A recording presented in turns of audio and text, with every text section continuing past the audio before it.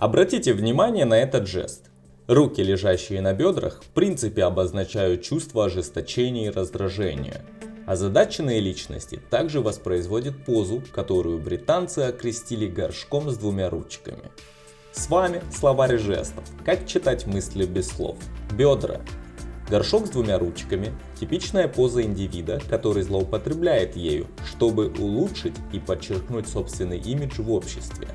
Если говорить о кратковременном эффекте, данная поза также означает, что субъект чувствует себя униженным. Многие киноактеры прибегают к позе с руками на бедрах, чтобы картинно расположиться перед камерой. Пальма первенства в этой сфере принадлежит Брэду Питту в фильме «Джо Блэк», а также в кинокартине «11 друзей Оушена». Такая часто повторяющаяся поза не имеет ничего общего с обольщением. Она указывает на то, что субъект стал жертвой трудноизлечимого комплекса неполноценности и стремится самоутвердиться любой ценой. Подпишитесь на канал, чтобы иметь доступ ко всем жестам, которые помогут вам понять человека, а не его слова. Всех благ, дорогой зритель, узнаем о человеке все.